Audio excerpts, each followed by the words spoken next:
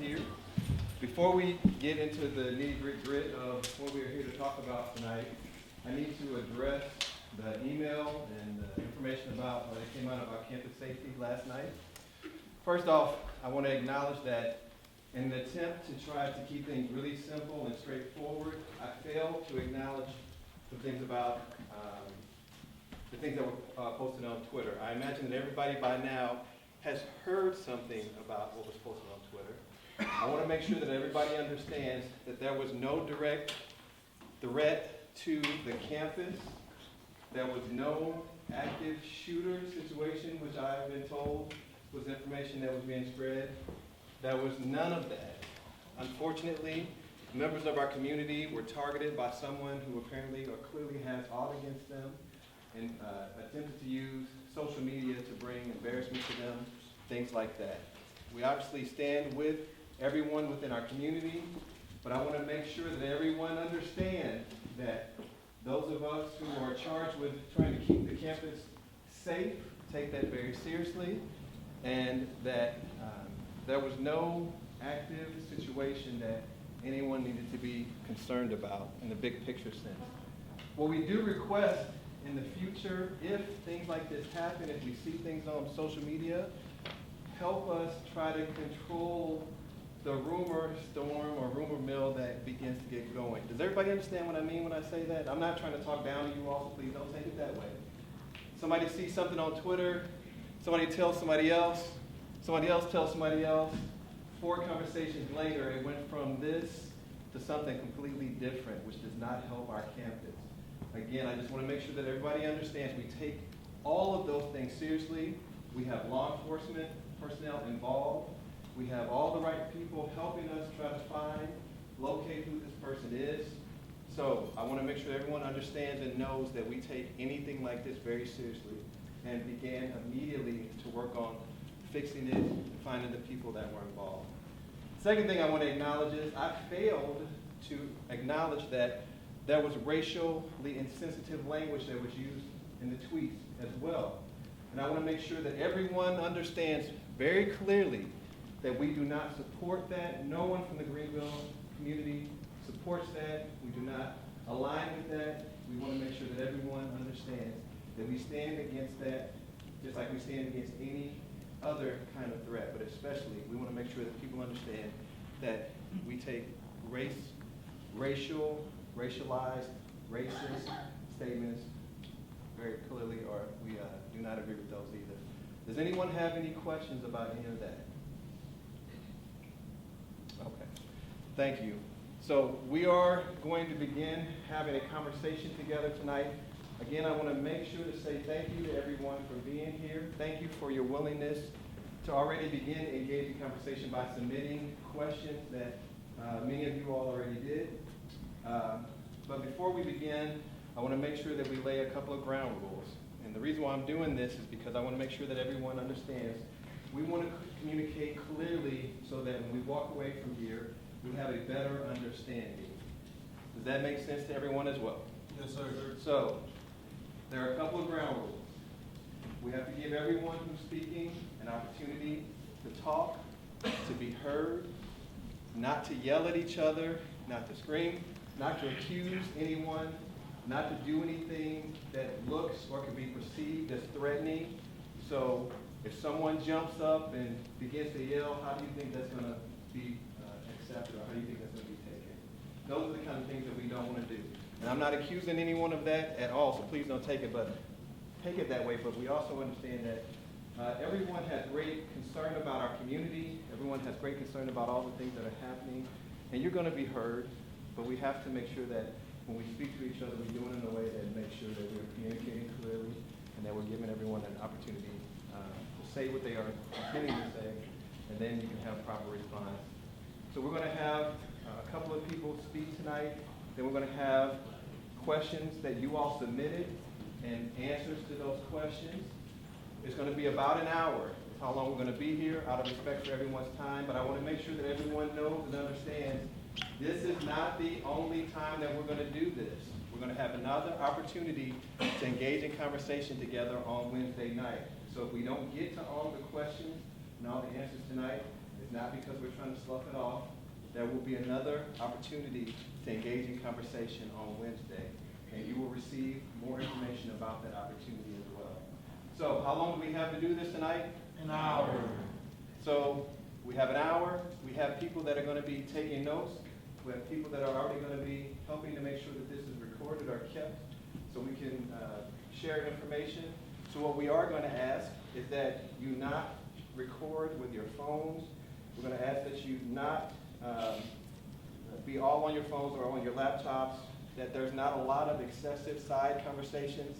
So if I say something and you don't agree with it, that you start talking to the four people next to you, that makes it hard for everybody to understand and to figure out what's really going on and what's being said. If somebody says something that you don't agree with, please, again, just be kind or be respectful and don't heckle, don't yell or try to do anything intimidating.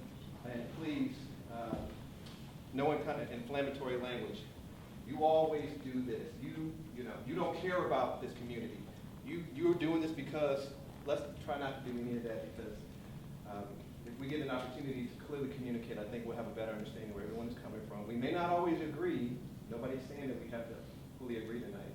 But we just want to make sure that everyone hears the same thing and everyone's given an opportunity to express themselves as clearly as possible. Does that sound okay?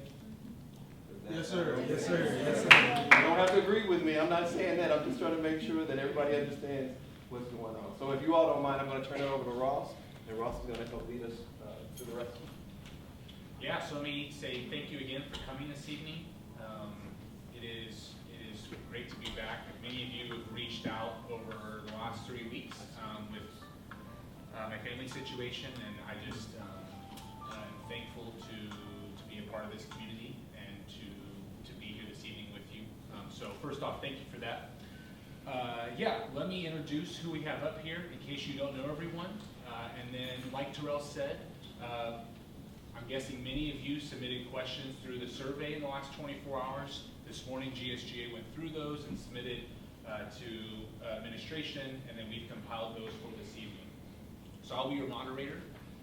If there's a question, maybe if there's something you didn't fully understand in that answer, if you'd like something to be maybe restated in different terms, I'm going to try my best to clarify that. But if there's anything, just raise your hand and I will call on you, and we'll keep moving forward. So I don't know if I didn't miss it. This is Terrell Carter, our Vice President for Community Life and Chief Diversity Officer here on campus. Next to him we have President Ivan Filby. Next to him is our Vice President for Academic Affairs, Brian Hartley. Next to him is Eugene Dunkley, a professor in the biology department. And on the far right there is Michelle Susan Bach, the college's registrar, who works down in Greenville Central. Before we begin with some questions, I want to ask our leaders up here a few questions that is on the students' behalf. So I'm going to start with those. This evening for our leaders, will you be transparent in your communication, even if it means telling us that you can't tell us something? Will you stick with us, even if we've submitted a question that's a bit uncomfortable?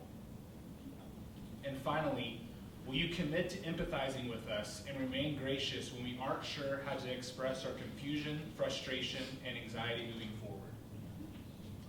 For our students, will you listen with empathy and remain open-minded even when it gets difficult? Yes. Will you be kind and respectful to our leaders in this forum? This means being engaged, making eye contact, and avoiding side conversations. Yes.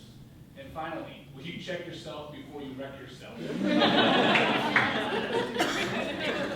you have the opportunity, if you have a question this evening, just take one more second, before you raise your hand. Take one more second, before you ask, and I think it'll be a good evening. So we're gonna get started. How about an easy one to start off with? Everyone on the panel, how are you doing this evening?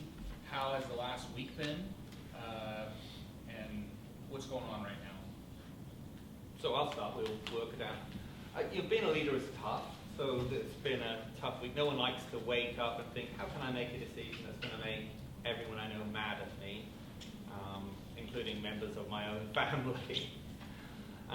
And making decisions, to phase out programs that I myself started as a department head when I taught in talking as a faculty member here, they're difficult decisions to make, but my professional responsibility that the board has trusted me with is for the care of this entire institution, to make sure that each of our students is cared for well and that we have a sustainable future. So, you know, these are tough moments.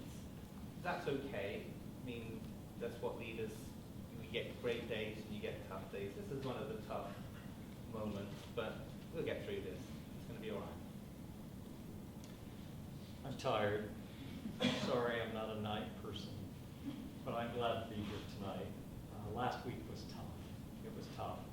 I had to look 8 of my friends in the eye and have serious conversations. 6 of them, I informed that we would not be renewing their contract.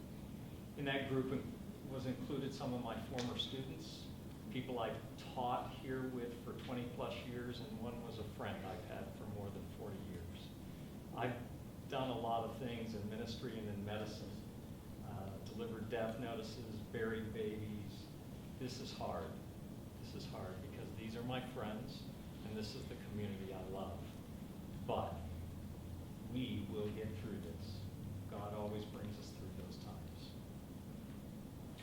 Yeah, I would say it with Brian. This has been a very difficult season, not just this past week, but since the summer when we began this process. It's an emotional time, and it's also difficult to know what the future holds.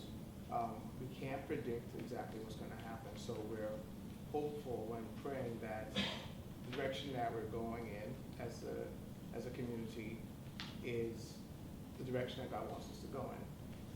My main concern is for us to continue to be a spiritual community that cares for each other.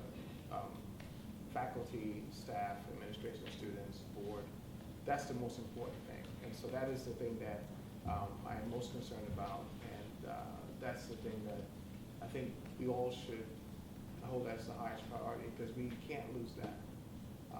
So that is my biggest concern and my biggest question. I'm not sure I have a whole lot to add to that. I think every employee on campus is feeling the tension, feeling the stress. There's grief involved, but there's also a sense of trying to move forward. And so my office corporately has been working on what does that look like for students and how can we help students with that next step. So that's been the focus for myself in the last week. Ivan, let's start with you. Can you give us a broad overview of how we have arrived to this moment? Sure. So let me set the broad context and then come to the university. Higher education is going through dramatic changes right across the United States, partly due to the disruption of some of the large online universities in the last 10 years. So Southern New Hampshire, Liberty University, who are the other big ones? University of Phoenix. So if you think of the retail environment and how Amazon and eBay disrupted that environment, the same disruption is going on in higher education, coupled with, particularly in the Midwest, a significant population decline, even more felt in Illinois because of budget impasses in the state for the last number of years. So in the last 10 years in Illinois, there are 200,000 less students in higher education institutions than there were 10 years ago. And that decline is still continuing. So what every institution that I know is doing is looking at the resources that they have. How can they use those resources well and strategically with a careful plan to care for the current students and the major interests of future students. For the last number of years, we've been running a deficit, and I went to the board to say, look, we're trying some things here. Will you allow us to run a deficit? And they allowed us to run a deficit for 3 years.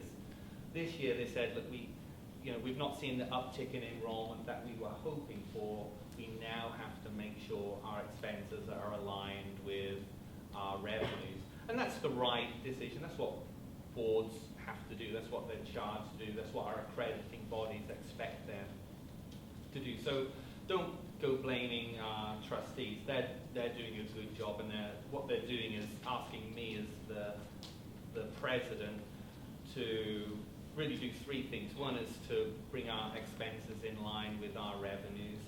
Two is to start pressing more into fundraising, and three, to develop comprehensive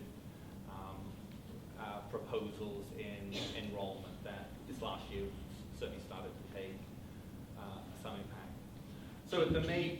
Can you quickly, what was our enrollment this fall, or like how did it look compared to the last few Yeah, years? so our enrollment this fall was actually larger than we've had for probably I think the last 5 years. So about just over 300 new students New coming. students, not total students. Of new students. Yes. And then of total students on campus, we are 777, which is a good number if you're Boeing, I think.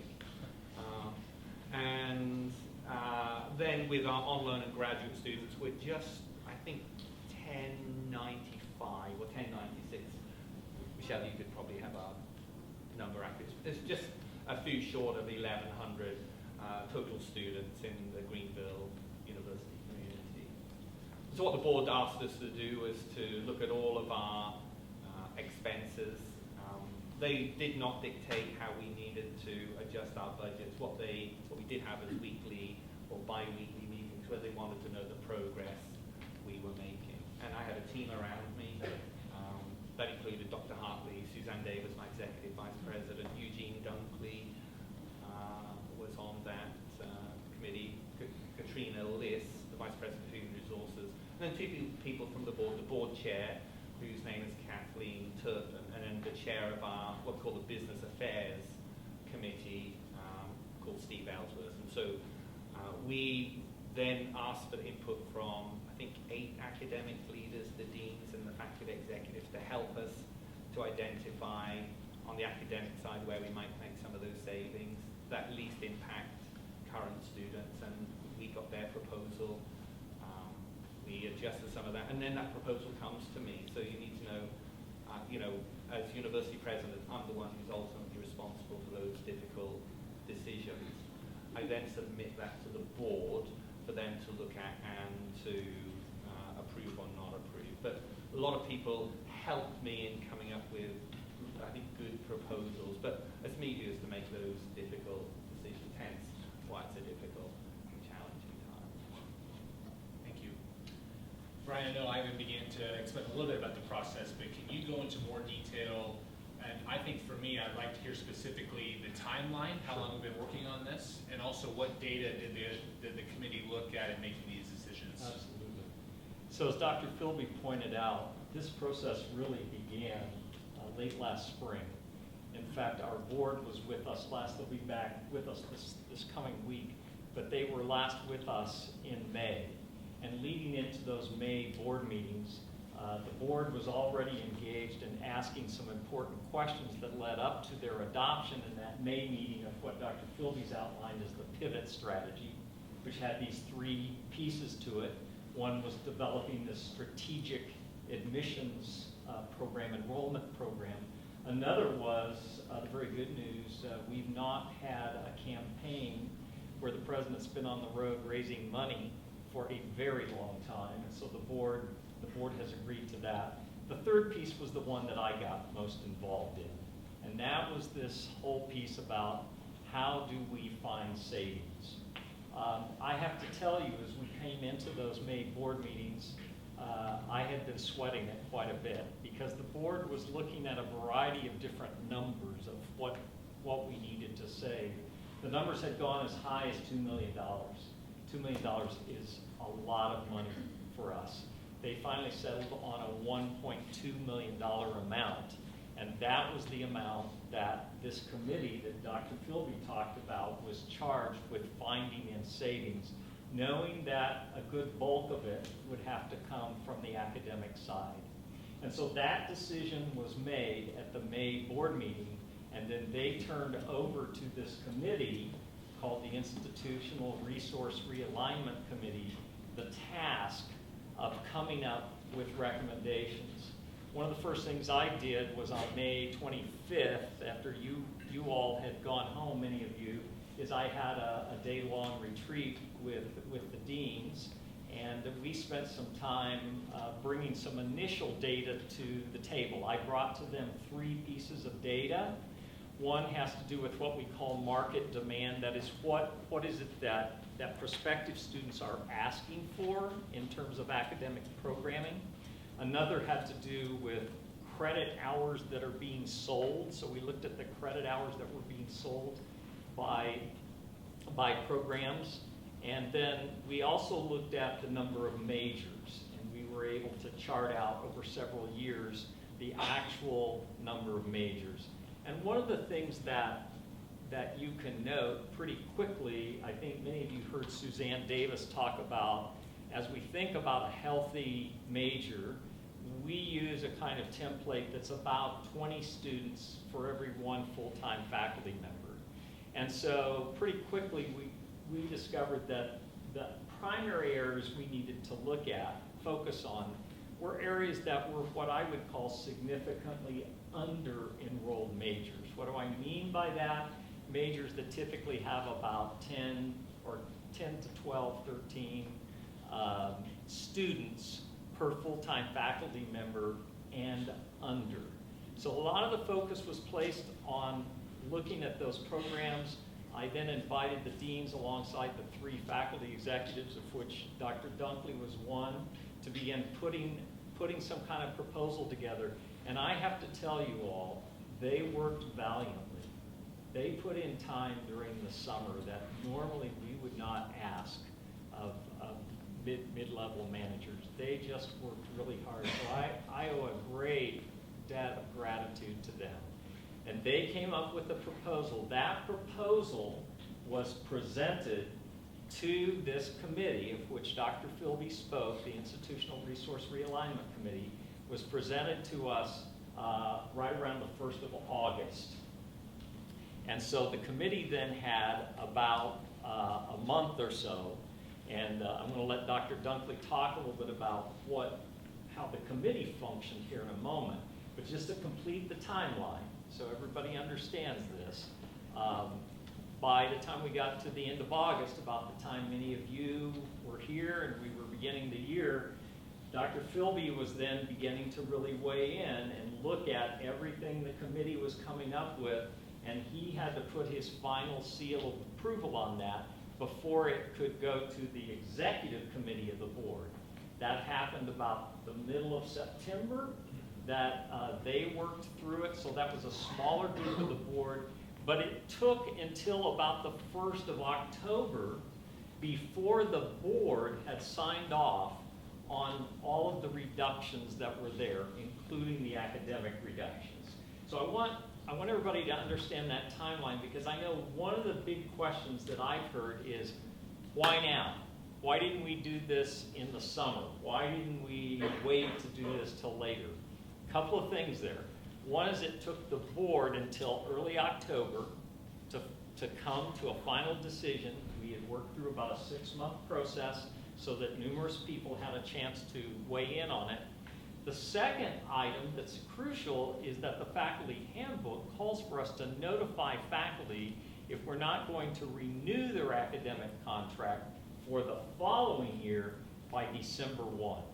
So essentially there was a window of time from early October till the end of November that we had to really begin enacting the proposal. So I'm glad to talk a little bit more about that down the road, but I would like for Dr. Dunkley, who was beside me this entire time, I'm very grateful for the representation he brought from the faculty to be a part of this committee. He wants to talk a little about that. Sure. So basically, there's a lot of data that was brought in. I can't even remember how many different areas. And in a proposal by the deans to say, okay, we think these are programs that may fit the parameters of what were, as Dr. Hartley was saying, areas in which investing money in that would be not good for the whole community. What programs could be cut, And then what we did, and once we got that proposal, is actually really, not debate them, but really discuss that in detail. Like, can we really lose this? And try as much, and as a faculty representative, I'm trying, of course, my role is to try to save as many as possible. And to discuss the parameters of what could be saved, what may have to go. And so it wasn't a quick process. We had a lot of discussion about this. And not this quiet discussion, a lot of, really sometimes animated discussion, because you have competing things going on. You have one say, we want to save as many jobs as possible. On the other hand, you say, well, we have to make these cuts. And so how do you negotiate all that in a logical manner that will be best for the institution? And so what we came up with was a plan that was eventually given to, I think the board first, and then to Ivan. To Ivan. Ivan first, right. Which, again, as one of the faculty reps, obviously I'm not happy with it, but we know that it's a necessary thing. So there was a lot of anxiety, a lot of debate, and a lot of realization that, if we don't do this, then we're going to have a problem keeping the institution, I like to say the community, functional. So that was what was presented, and it took time. And you want that to take time. You don't want that to be rushed, because that means that you're not taking the due diligence to deliberate over it. It was important that faculty had a voice in it, because in other places, I don't think faculty have had a voice. And so we wanted to make sure that at Greenville, we had some sharing of the responsibility and some sharing in the information and sharing in the decision-making process. And so that's what we ended up with. And again, our prayer is that we pray that it works. No guarantee of anything, but we pray that we came to a decision that was helpful for the community. Thank you. Michelle, I know this group just met with the students that are directly affected, but can you share to the larger group here, students that were directly affected by these decisions, how they will have completion plans made for them between now and their graduation date? A couple of things I want to point out is every student who is directly impacted by a major that is being phased out will be able to complete their program. The second thing is that even though GU no longer offers a major, the degree that is earned is still valid and valuable. So those two pieces are very important. You will be able to complete, the degree that you earn will still be valid and valuable. Tomorrow morning, my office will start emailing students that are directly impacted to schedule one-on-one appointments to go over the courses that are needed in order to complete the major that is being phased out. We will be also working with about half of the students had a second or third major, so we'll also be bringing in into conversation, maybe not into the one-on-one appointment, but definitely into the conversation, the second or advisor, so that we can all work together as a team to make sure students are getting the courses that they need in order to graduate. Completion plans for seniors in order to put those together.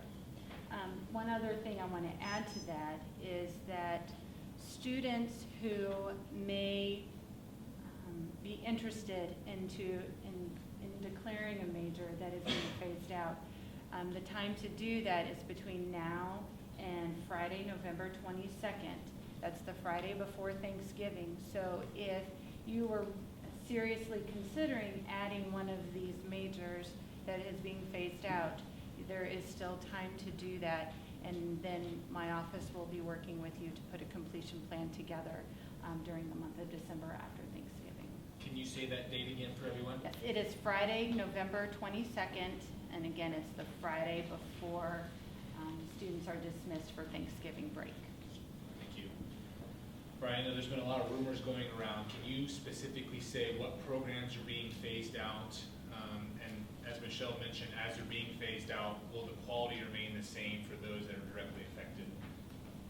So, just so everyone understands, we've tried to do things in a logical progress. So I know many people wanted a lot of information even as early as last week, but because faculty were the first ones to be directly impacted, that's where we started, Wednesday through Friday. But I want everyone to clearly understand the programs that were impacted. And so there are 6 undergraduate programs, also known as majors. We use that language interchangeably sometimes. 6 undergraduate majors and 2 graduate programs that were impacted. So on the undergraduate side, it included art, media communication, music, the BA in music, music education, music business, and philosophy. Those 6 undergraduate programs.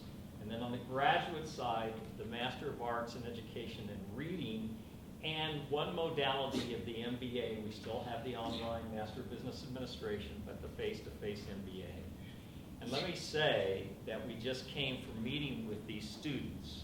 And so it's sometimes helpful to know how many people are directly impacted. The registrar has done a great job of keeping me up to date. The numbers change week to week. But as of right now, there are 39 students in these 6 programs that are directly impacted. And as you heard Michelle say, a number of those students, a number of you who are here are double and triple majors actually. So 39 students, 9 of those students are graduating seniors. So we really have 30 students who are directly impacted, who are freshmen, sophomores, and juniors. All right, so how do we move forward? The registrar's talked about what we're going to do in terms of laying out the programs. We are committed to seeing these programs and those of you who are majors in them be able to receive a quality education. You can still do that in a variety of ways. Sometimes it may mean making a course an online course. Sometimes there will be independent studies. I gave my friend Terrell a little hard time tonight because some of you may not know that our Renaissance man, Dr. Carter, also has a Master of Fine Arts, is an artist himself, and is highly credentialed in art. So I might wind up putting some of you art majors to work with Dr. Carter. But we will use those adjunct professors who are either professionally or academically qualified to come alongside those of you, or the deans sometimes in some programs can actually substitute a course that can essentially fulfill the primary goals of what that particular course is in a different kind of way. So we will be creative, but we are committed to seeing each of the 30 students given a full opportunity over the course of their academic career to receive a good quality education and finish that major. And the other thing I think that Michelle and I always want to point out is majors come and go. And your degree is always good with that major. So I've mentioned to some of you, I had several good friends in my class who were organ majors in the sacred music program. Their degree is still good, right? So even though majors get phased out, once you have your degree, that degree is completely valid. Thank you. Ivan, I know personally just in conversations today that many students disagree with these decisions. Can they be changed at all? Can anything moving forward based on student conversation be changed? And what does that conversation look like? Sure. So before responding to that, let me just say I went through this myself as an undergraduate when in my first year of undergraduate studies in the United Kingdom, a number of majors in my own institution were phased out, and people felt much like you. And in all cases that I was aware of, it worked out fine, and we had amazing professors. It also happened to my daughter when she went to her Californian institution. The major she had was, I think, the 3rd or 4th semester into a program. They decided to teach it out. So that gave her the opportunity of completing. But I knew her emotion as well as our emotions as parents. The reason reason we made these decisions the way we did is we looked at data. And so the data was based on how many people, whether they come to Greenville or not come to Greenville, are even applying for these programs. So it's not just the students who we have in the programs, which averages for a major, averages 6 students for these programs that we're phasing out and teaching out.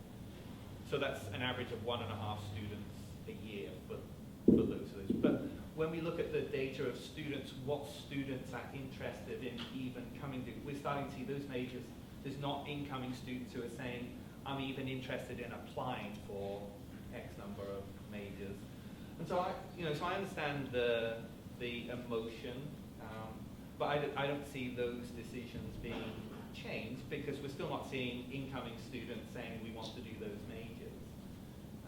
And so what we want to do is make sure every student who is in those majors, each of those students is valuable, loved by God, precious. And we want to make sure every one of those students can complete the majors for which they have declared, but we're just not taking new students into those majors because we've not seen sufficient demand. Whereas in other areas, we're seeing growing demand in other areas, and we want to be respectful of that. Can you name some of those areos that you see? Yeah, so 2 of the new programs that I've started under my administration, agribusiness and engineering, that accounted for those 2 together accounted for 10% of our incoming class this year. So it's about 15 students per major just in the first year. Other areas that are growing really quickly: sports administration, criminal justice, biology still is one of our largest majors because of the really strong record we've had in pre-med and nursing and different allied medical fields. So education remains strong in certain areas of those. So we've been trying to invest in those areas. So I don't know if any of you got to see, for example, the kindergarten readiness program, the lab school that we've just developed opposite the soccer fields. That's exciting. The work we're trying to do with experiential learning in the Smart Center, which, just so you all know, that's all funded from government grants and donor. None of that comes from you, but you'll all get to benefit from that. So we're trying to think, what might the future look like, and how do we embrace that? I think I'm trying to find. I think it's a question later on. Can you talk a little bit more about that funding you just mentioned? Because I know there's Sure. a question among many students with the Smart Center. Yeah, the Smart Center. So what we started to do when we started our Experience First initiatives is we were partnering students on real-world projects with local organizations or national organizations. So effectively, we were going to organizations saying, this is something that's a real project that we can cut down into kind of semester segments, and we will put a faculty member as part of that to mentor students. You as a company has to put a C-suite, so an executive, whether it's someone on your board, your management, key management team, to mentor our students. So our students get mentored by significant organizational leaders, and we started to solve those problems. Well, we moved from that into realizing, gosh, if we start to partner with other institutions, we can start to do things that we just can't as an individual institution, and that's where the Smart Center is coming.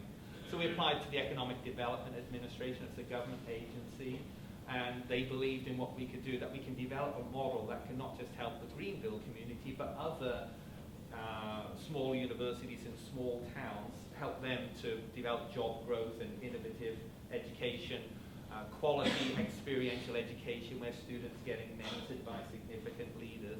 So we got $1 million from them. We got $400,000 from the state of Illinois. We got $200,000 locally, and the rest we're privately fundraising. So none of it is coming from student funding.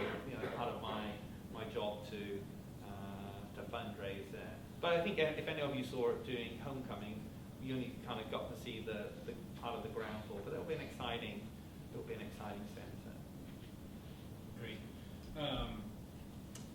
Brian, can you tell us? I asked you earlier specifically about programs. Can you tell us specifically about what faculty are impacted by these decisions? Dr. Carter and Dr. Dunkley and I are all ordained ministers. And in that role, we oftentimes are called upon to listen to people and keep that information confidential. When you work with personnel issues, I simply want to say that you always want to honor the people. And there are things that one deals with when you're working with personnel where you simply choose to honor the persons by letting them tell their story. And so we've chosen not to release names. It's not because it's not important information. I understand everybody wants to know. But I want to honor the people that I had those conversations with and let them tell their story. So I hope everyone understands that part of that is simply wanting to honor the people, to respect people for who they are and for what they bring to the table. Michelle, this is kind of going back to what you said earlier, specifically students that are projected to graduate this spring. How does this impact them? Or maybe students in the audience who have minors in these areas, how are they impacted by these decisions? Seniors that, let me back up. Dr. Hartley mentioned there were 9 seniors. We have looked at those students, and we have a couple that still need to submit a graduation application. Yes. So if you're in this room and that applies to you, you can do that after this meeting. But all of the seniors are set to graduate in either December or May, and they have the courses that they need. We've already done that work. Those, at this point, there are no planned changes to minors.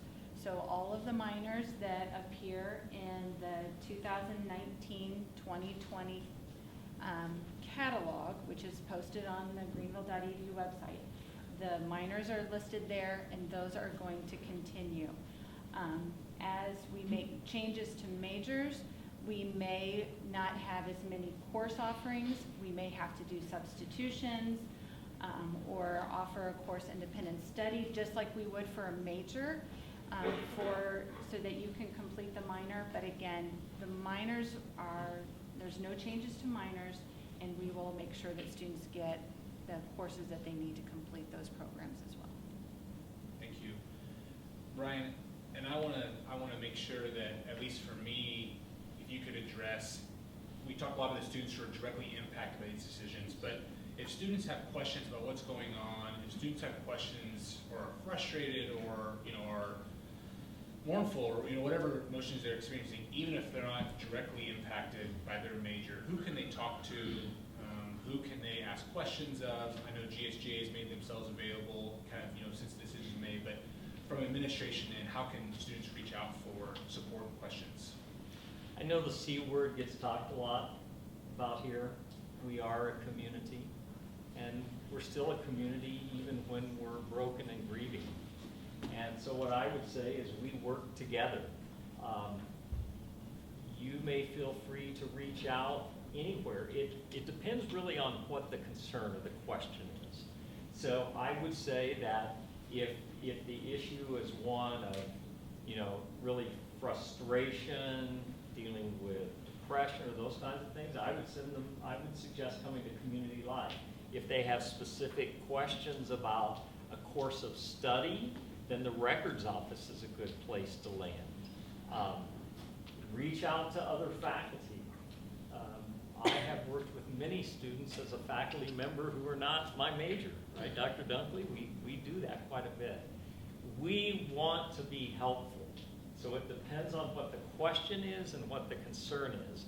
But what I have learned is if you reach out to someone and they don't have the answer, typically they're going to turn somewhere and try to find the answer for you.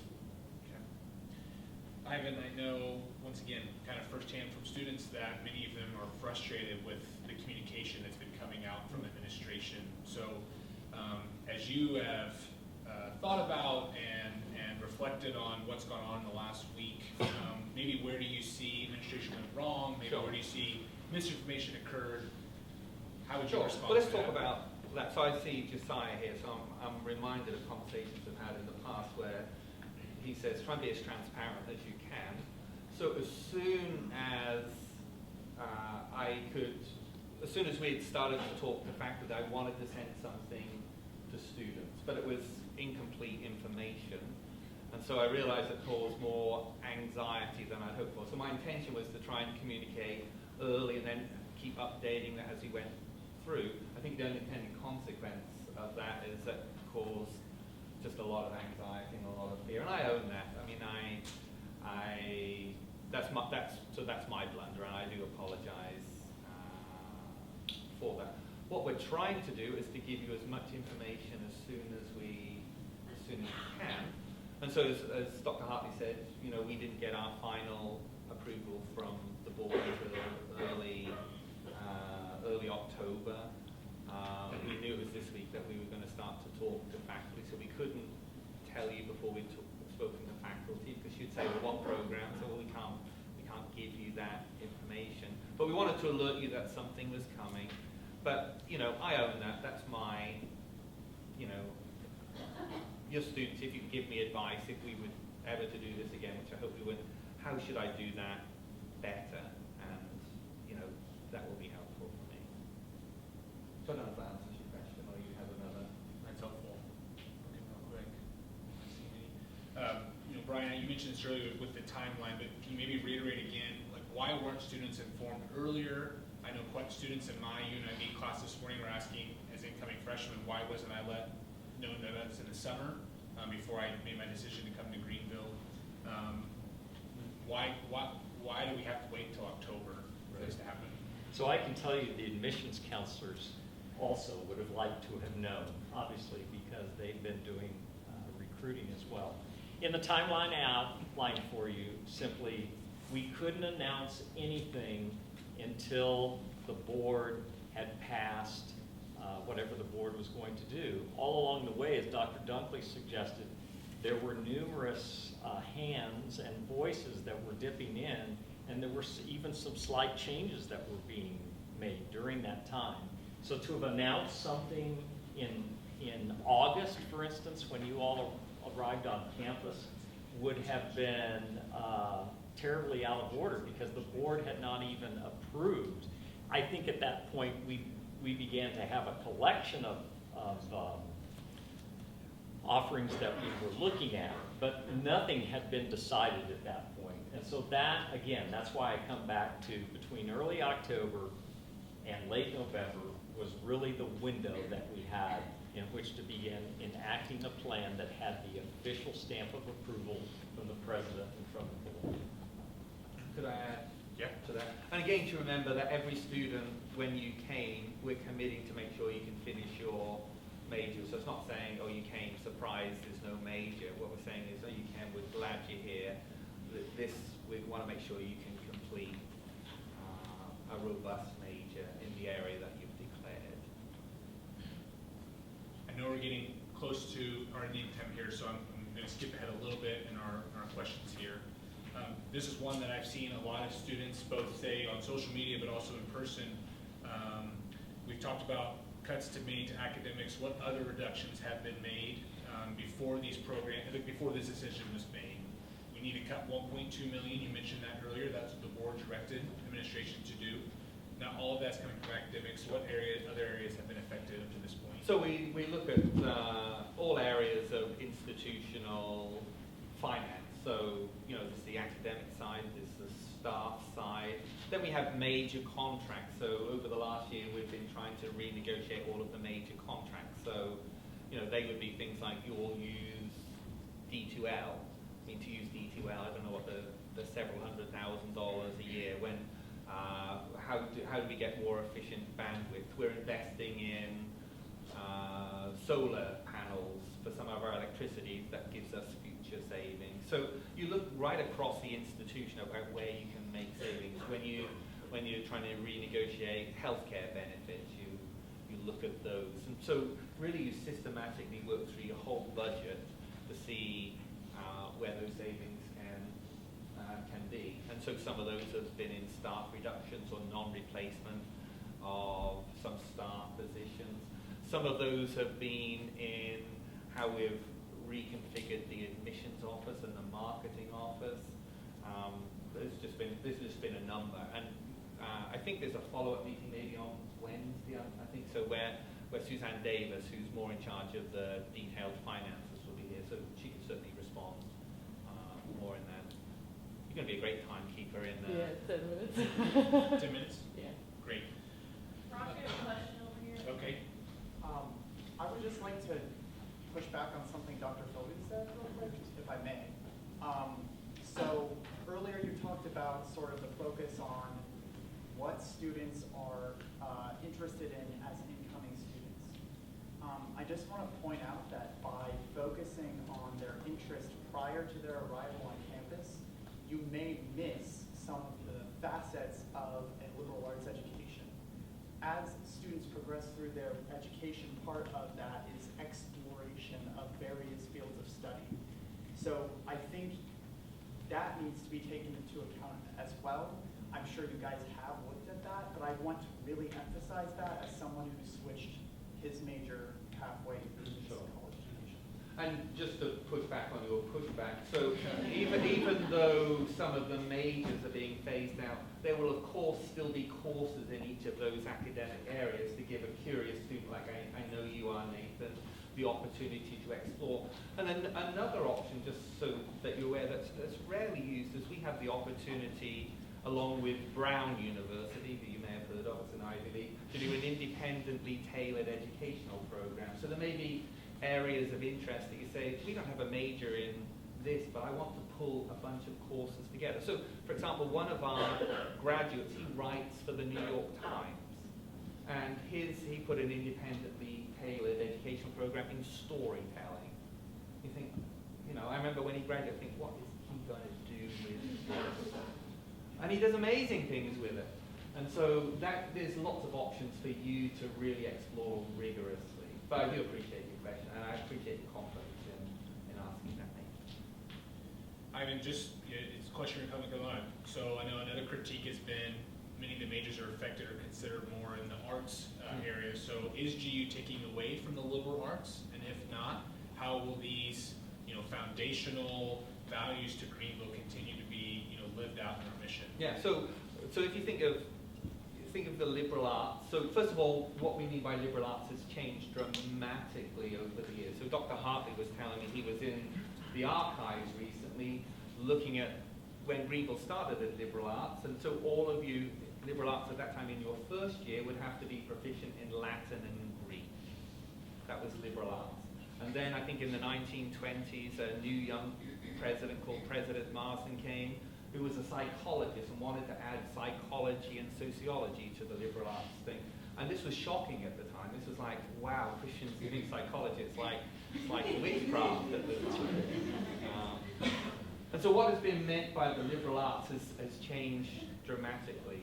We are still committed to that type of teaching in what we call our general education program. This is why we're committed to teaching. So I encourage you today, Forbes magazine today issued an article saying the top 10 plus skill sets that employers are looking for in 2020. And I don't know if I've got it here. They're all liberal arts ones. Let me see if I can just find it. I read it out to a group earlier. I don't know if I can find it now. Hang on, I have got to look up. Well, I remember them. So there were things like collaboration, complex decision making, critical thinking, creativity, stress management, learning how to prioritize information, how to handle change well. I can't remember something. Technology. Data analysis, becoming technological savvy. All of these things come out of liberal arts thinking. And that's why we will never become a technical school. Technical schools look really trendy at the moment. The trouble is you train people for whatever the job happens to be next. What I want us to do at Greenville University is to train people for your third job. You are smart enough to get your first job and your second job already.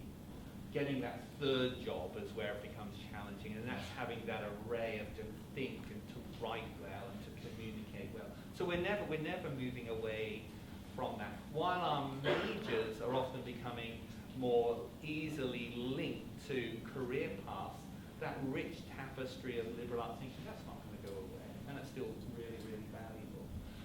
Where I think it's changing is I think it's becoming more applied. So for many people, when we talk about liberal arts, they don't really know what that means.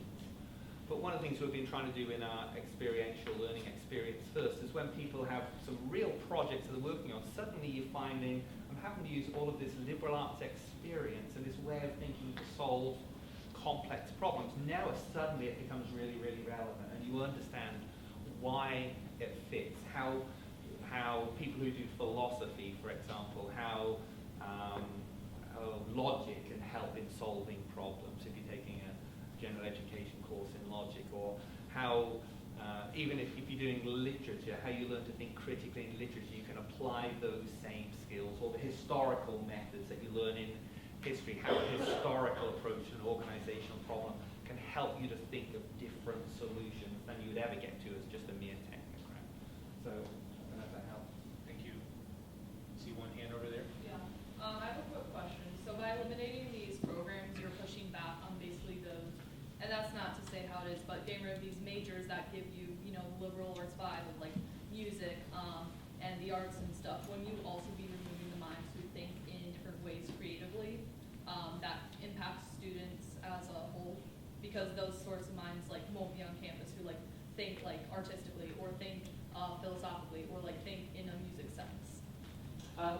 So I think if you were to speak to a worship arts major or an audio engineer, they might think that they think in a very musical sense, or in commercial music, and they would see themselves as thinking in a musical sense.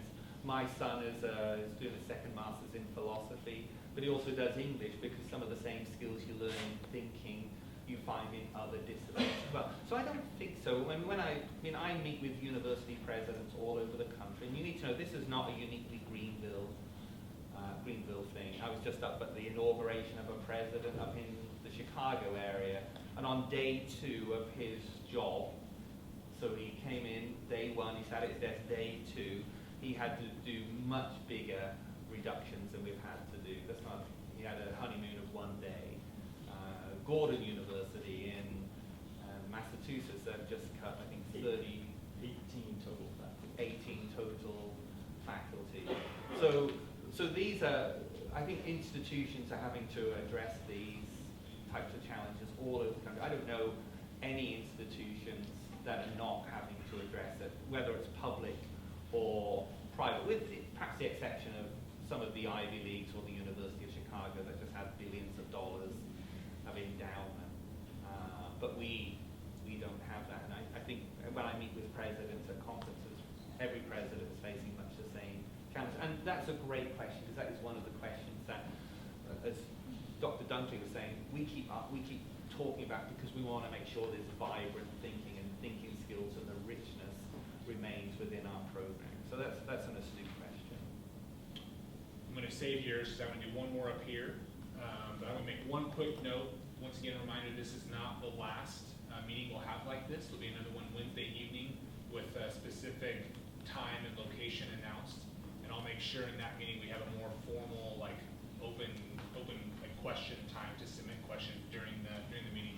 Because we try to pack in as many questions that you did from your survey responses this evening. So I'm going to hold on you, Nick, and ask this one. We'll see if we have time. All of you on the panel, I know many of the students in the room are concerned of how these faculty members have been, drastically affected in the last week. What is being done from administration's end to support these faculty members well? But we're also, students in the room, whether they're directly or not directly impacted, what can they do to care and support for these faculty members over the next 7 months? I think the first thing I want to say is every faculty member was given options when we were with them. And so one of the things that each faculty member is doing is having important conversations with their family. They were not asked to sign anything that day. And they're having conversations about those options and which work best for them. So first thing I would ask you to do is be cognizant of that. Recognize that these faculty members are even now processing what has taken place, and trying to make some decisions about how they move forward. In most cases, they will have continued opportunities to do some kinds of things. We also gave to faculty an opportunity, if they wished, to have the spring off for a sabbatical, and we would support them in that. Every faculty member also was offered additional monies in terms of severance. As I pointed out, they have salary and benefits that go into August. But that's just the material pieces. I think oftentimes the more important pieces are what Dr. Dunkley talked about. What can we do as a spiritual community to support one another? So I would say one of the things you can do is when you see them, tell them that you appreciate them. One of the things we did as academic leaders is the deans were all informed when we were making the notifications, and they worked very hard to be available as that person was coming away from that conversation so that they could have an initial conversation and make sure they were okay. The other thing that we've done is we've said to each of these members of our community is we want to honor you in a way that's appropriate for you. Some people want to have a big party. Some people want to do something privately with their closest colleagues. We want to let people make choices. So the most important thing you can do is acknowledge them, pray for them, tell them how important they are in your life, and we will work together as a community to surround one another with the love of Jesus Christ. And can I ask you to do that for all faculty and staff? Because for the faculty that remain, they feel that lost to these are colleagues that they love and have taught with, and in some cases were their students, if they're more senior faculty. And so I think all faculty, they do feel that. I know when I was a faculty member, one of those most remarkable things. Well, now I'm a president. Every so often one of my former students will call me up, or I happen to meet them at an airport or something, and they'll say something like, you taught me that, and that was something that really was pivotal in my thinking about Jesus Christ or my career. And they're very, very meaningful. I always try and write them down because often I'll get communication that I don't always get. So those moments when you get some very positive feedback, just really nice and very precious. I'd like to add to what was said already, thinking about grieving. So it's a process of grieving, and there's stages of grieving, the immediate loss, the sadness of that. Sometimes you go through anger, various stages of it. And so we're all going through that in different ways. And to be mindful of that, if you know someone who is leaving, to be mindful that they may be angry at a certain point and to allow them to have that. But I think the most important thing, like Dr. Hartley was saying, is praying for them and being there for them. We know how we feel when we have a loss. The same feeling that you have is the same feeling that you should give towards them. I think it's 2 Corinthians 1 talks about, verse 3 talks about comfort each other with the same comfort we've been given by God. And so when we go through a process of difficulty, God comforts us until we learn how to comfort others. So thinking about that is very helpful in the process of healing. Great, thank you. Still got yours? Did I answer it? Yeah. Real quick. Yeah, real quick. Thank you for this. This has been really helpful. You guys speak for most people here. It doesn't alleviate the hurt, and obviously you feel the hurt too, but knowing information really helps understand and to de-escalate the situation. My one qualm is your promise of a stimulating or still exemplary education after the program has been cut. I disagree with that promise because it was not fulfilled for me. And I know not every major is the same, but particularly in the arts and the music, people come to Greenville for a specific person. Now, I was in the teacher or an instructor or an ensemble. And when that person is gone, it doesn't matter if you have another teacher that can still teach you certain things, thing you were here for is missing. And that was the fortunately, I was close up to the end. I could finish it out, and I'm out of here in December. But for others, especially freshmen, juniors, sophomores, it may not be so easy. And I don't think, I apologize, but I don't think you can promise the same education that they came thinking they had. That's fair. Thank you. Thanks for sharing that, Nick. So I would like, if you can, I wouldn't want to be in their seat right now, so like Nick just said, if we could all thank them real quick for staying up here this evening.